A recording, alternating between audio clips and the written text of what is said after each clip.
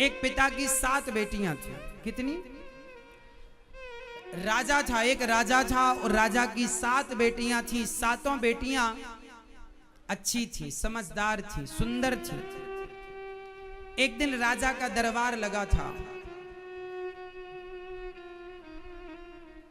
राजा ने अपने मंत्रियों से पूछा, मंत्री बताओ तुम किसका खाते हो? मंत्री ने कहा, सरकार हम आपका खाते हैं। प्रजा से पूछा राजा ने, तुम किसका खाते हो? प्रजा ने कहा, मालिक हम आपका खाते हैं। राजा को बड़ा घमंड था, अरे मैं सबका पालनहार हूं, मैं सबको खिलाता हूं।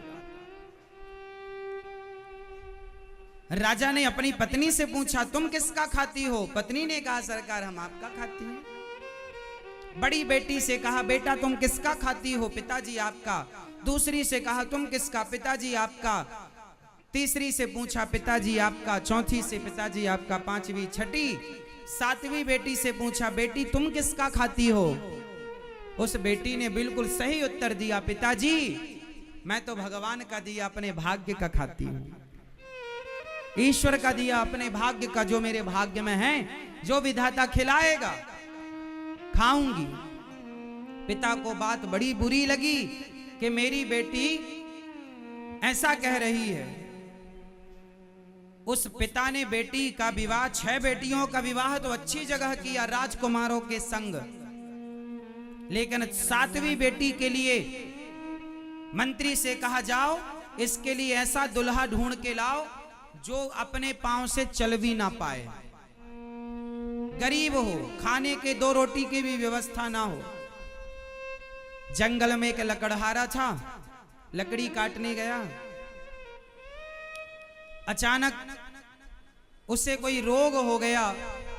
वो जंगल में ही कई दिनों से भूखा प्यासा पड़ा था और दुबला पतला हो गया, मरने वाला था, 2-4 दिन में मर जाएगा।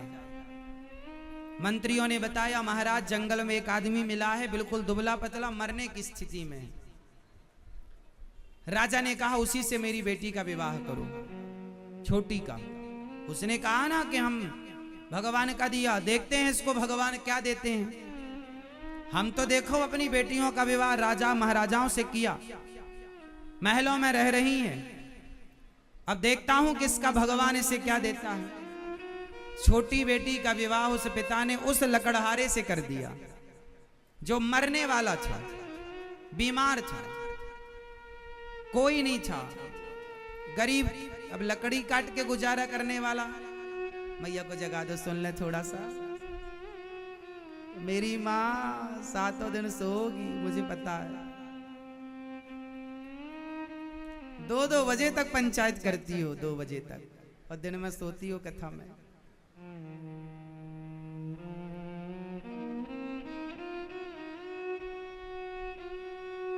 सुनो, फिर लड़की को लेके पिता जंगल गया, वहीं पे ले गया पंडित जी को, वहीं पे वो लड़का खड़ा भी नहीं हो पाया, उसी को उठा करके फेरे करवाए और उस राजा ने अपनी बेटी का विवाह किया। वो कन्यादान इत्यादि करके कुछ नहीं दिया, दहेज में कुछ नहीं दिया। एक बाप ने बेटी को बोले, तेरा भगवान देगा तुझे, तू कहती है कि हम अपने भाग्य का खाती हैं, देखता हूं तेरा भाग्य क्या है।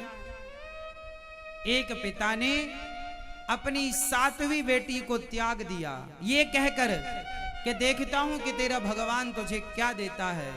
लेकिन एक बात बताएं मेरी माँ, संसार भले आपको त्याग दे, लेकिन भगवान जब अपनाते हैं ना, तो दुनिया त्याग दे तो कोई फर्क नहीं पड़ता, गोविंद है ना अपनाने वाले।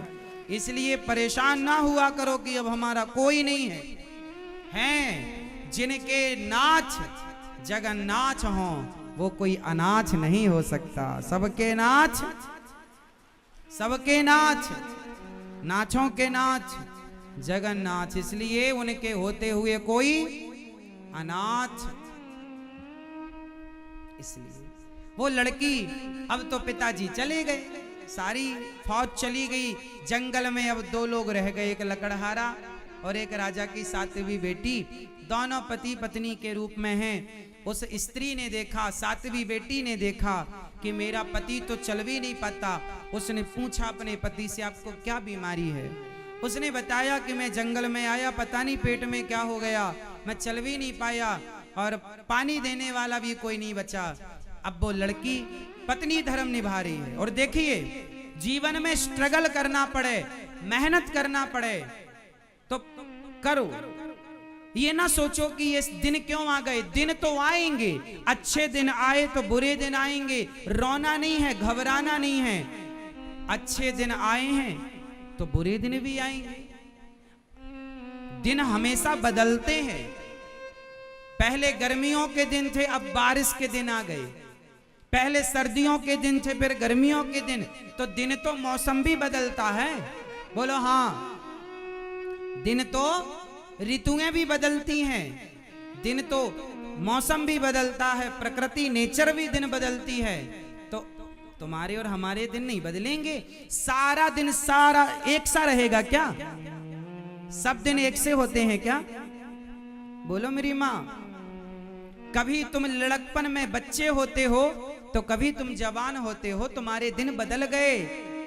कभी तुम दौड़ते खेलते थे, थकते नहीं थे, अब 4 कदम चलते हो थक जाते हो। दिन बदल गए ना। समय एक सा ना रहेगा साहब, ना लड़कपन सदा रहेगा, ना जवानी सदा रहेगी, ना बुढ़ापा। बदल रहा है संसार, महसूस करो। परिवर्तनशील संसार को महसूस करो। बदल रहा, कभी होठों पे हंसी होती है तो कभी आंखों में आंसू होते हैं। यही बदलाव है। जो लोग कल तक साथ थे वो लोग आज खिलाफ हो गए। यही तो बदलाव है प्रकृति का। संसार में आए हो, इन सब से गुजरना पड़ेगा। हंस के गुजरो, रो के गुजरो। इसलिए हर स्थिति परिस्थिति में भगवान का स्मरण बनाए रखो। वो लड़की कल तक राजमहलों में रहा करती थी। भाई राजा के ठाट वाट तो अलग थे, मस्त खाना, मस्त पहनना, मस्त सब चीजें। अब वो लकड़हारे के संग है, सादे कपड़े में। पति बीमार है, करे तो करे क्या, खड़ा भी नहीं हो पा रहा है। तो शादी होते ही उसके कंधे पर वो सारी जिम्मेदारी आ गई जो एक स्त्री के कंधे पर तब जिम्मेदारी आती है जब पति मर जाए और बच्चे छोटे छोटे हों। जिस स्त्री का पति ना हो और बच्चे छोटे हों, उस स्त्री से पूछो कि जिम्मेदारी क्या होती है।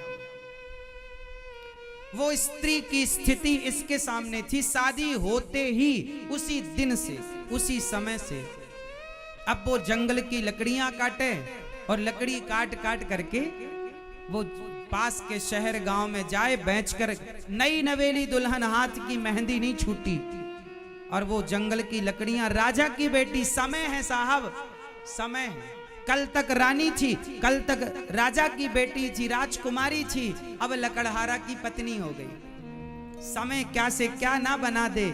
इसलिए समय बदलता है और समय तुम्हें न चाहता। तुम्हारी कोई औकात नहीं, हमारी कोई हैसियत नहीं।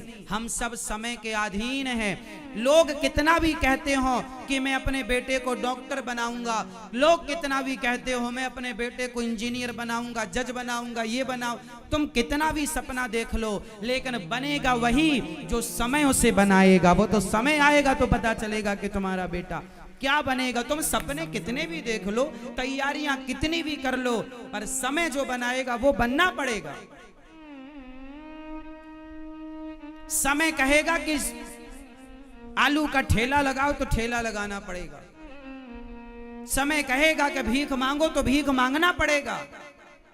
तुम कितना भी पढ़ लिख जाओ, लिख जाओ, क्या बड़े बड़े पढ़े लिखे इंजीनियर लोग क्या पानी पूरी का ठेला नहीं लगा रहे हैं? क्या सब्जी नहीं बेच रहे हैं? समय सब कराता है मेरी माँ। इसलिए तुम्हारे हाथ में तुम्हारे बच्चों की डोर नहीं है। तुम माँ बाप हो, अच्छा सोच सकते हो बच्चों के लिए, पर होगा वही, हुई है सोई जो राम रचि राखा। यही विधि का विधान है। इस जरा जरा सी बात को आदमी समझ ले तो सुखी हो जाए, टेंशन फ्री हो जाए, पर ना जाने कब तुम्हारी खोपड़ी में घुसेगी ये बातें।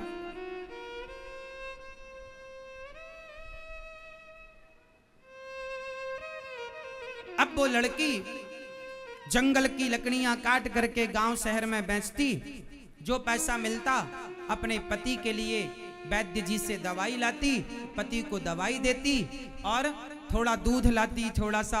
अब वो जंगल में एक छोटी सी झोपड़ी बना के, चूल्हा बना के, जंगल की लकड़ियों से थोड़ा माटी के बर्तन ले आई, थोड़ा चावल ले आई, दाल ले आई, आटा ले आई, बर्तन ले आई, और बेचारी उसने जंगल में गृहस्थी स्टार्ट कर दी, है ना।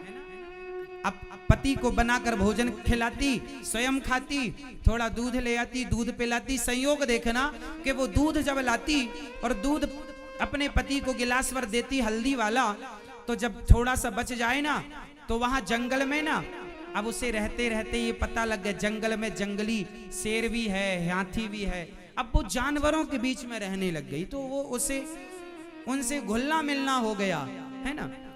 उसके कुटिया के बगल में एक नाग नागिन का जोड़ा रहता था, तो वो सांप सर्पणी जो थी वो दूध लाती, तो रोज थोड़ा बचा के सांप को भी दूध पिलाया करती, क्योंकि उसके संस्कार, हम भारतीय लोग हैं ना, हम नाग पंचमी को नाग को भी दूध पिलाते। भारत का आदमी ऐसे ही होता है, हिंदू आदमी ऐसे ही है कि सांप जहर देता है, लेकिन हमारी मान्यता हम उसे दूध पिलाते हैं। पूरी दुनिया ढूंढ लो साहब, ऐसी संस्कृति कहीं ना मिलेगी जो सांप को भी दूध पिलाने वाली संस्कृति हो, ये हिंदुओं की। जीव मात्र पर दया करने का संस्कार किसी के अंदर है तो पूरी मानव जाति में केवल हिंदुओं के अंदर यह संस्कार है, और किसी के अंदर हो तो मुझे बताना। सांप को दूध पिलाती, संयोग देखो धीरे धीरे उसका पति स्वस्थ होने लगा, धीरे धीरे उसका पति स्वस्थ होने लगा, ठीक होने लगा, खड़ा होने लगा, चलने लगा, वो जंगल की लकड़ी काटने लगा, बाजार जाने लगा, वहां से पैसे लाने लगा। इसने बड़े प्रेम से वो सांप सर्पणी को, नाग नागिन को दूध, तो ये रोज नियम बन गया पिलाना पिलाना। एक दिन सांप ने सपना दिया उस लड़की को, बोले तूने हमें दूध बहुत पिलाया है, जहां हम लोग बैठते हैं यहां बहुत सारा खजाना गड़ा हुआ है। याद रखना, भाग्य में जो होता है वो मिलता है, चाहे तुम्हारा बाप तुम्हारी शादी किसी के साथ भी कर दे, लेकिन तुम्हारे भाग्य में जो है मिलेगा। भाग्य में होता है तो भाग कर आ जाता है, और नहीं होता तो आया हुआ भी भाग जाता है। वो लड़की को सपने में सांप ने कहा कि यहाँ पे हाथ डालना तुम्हें खजाना मिलेगा। नाग नागिन से उसकी दोस्ती हो गई थी, रहते रहते वो दूध पिलाती, रोज वो नाग नागिन उसे पहचानने लगे। उसने वहां खोदा, उसे सचमुच सोने का घड़ा मिला, उसके अंदर सोने के सिक्के मिले, खूब धनवान हो गई। उसने उस जंगल में नगर बसाया, अपने लिए महल बनवाया, वो रानी हो गई। देखते देखते उसका लकड़हारा पति राजा हो गया, प्रजा बसाई, बाजार लगवाया।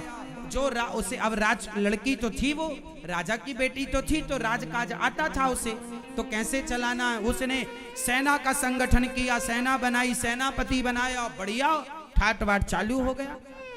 टैक्स लेने लग गई और प्रजा की सेवा, खूब लंगर भंडारा लगवाया, कोई मेरे राज्य में भूखा नहीं रहेगा, खूब भंडारा, खूब दान पुण्य किया। सांप सर्पणी ने भी सोचा कि जब ये हमें दूध पिलाती है तो इसे धन मिल जाएगा, तो ये सदुपयोग ही करेगी।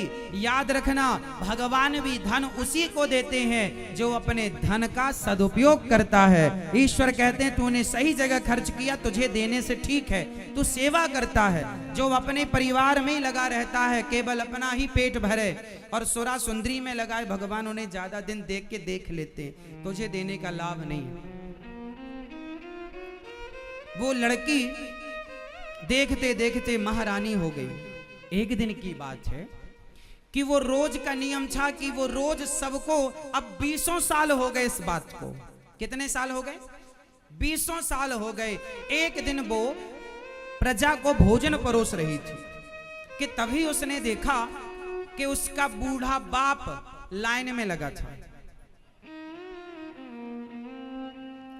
तो लड़की है, अपने बाप को कैसा भी हो, कितना भी समय बीत जाए पर पहचान तो लेती। उस लड़की ने पहचान लिया। अच्छा, लाइन में केवल अकेला बाप नहीं था, उसकी 6 बहनें भी लगी थी। लड़की ने पहचान लिया, पिताजी आप। बाप नहीं पहचान पाया। आप कौन महारानी? पिताजी भूल गए, मैं आपकी बेटी साध्वी। लकड़हारे से ब्याह किया था आपने। आपने पूछा था किसका खाती हो, मैंने कहा था भगवान का दिया भाग्य का खाती हूँ। तो देखो ना, भगवान का दिया भाग्य का, जब भगवान पर विश्वास रखो ना पिताजी, तो वो सिर्फ उसका दिया हम नहीं, भगवान निमित्त बना के सबको खिलाते हैं। देखो आज आप भी खाने आए हैं। बताइए पर आपकी ये दुर्गति कैसे हुई कि आपको रोटी के लिए लाइन में लगना पड़ रहा? क्या हुआ? उसके पिता ने बताया, बेटी मैं घमंड में, अभिमान में चूर हो गया। मेरे सेनापति ने धोखा दे दिया, अन्य राजाओं ने आक्रमण किया, और जिन जिन के घर मैंने अपनी बेटियां ब्याही, सबका भाग्य ना जाने क्या खेल खेला। सबके राज्य में आक्रमण हुआ, सबकी सत्ताएं मिट गईं, सब बेसहारे हो गए, दर दर की ठोकर खाते भटक रहे हैं, सालों हो गए। बहुत भूख लगी थी, सुना था कि इस राज्य में भोजन बढ़ता है, तो तुम्हारे द्वार पर भूख मिटाने आ गया। पिताजी, सबका पालन करने वाले भगवान होते हैं। भगवान हमें पैसा दे तो हमें ये नहीं सोचना चाहिए कि मैं पालनहार हो गया, मैं भगवान थोड़ी हूं। पिताजी, आपने अपने आप को भगवान मान लिया था। आपका अभिमान इतना बढ़ गया था कि आप सबसे अपनी तारीफ सुनते और कहते कि मैं सबका पालनहार हूं। पिताजी, वो अभिमान मिटा के आप भगवान की शरण में जाइए, और जो करते हैं भगवान को, उनकी मर्जी के बिना पत्ता नहीं हिलता।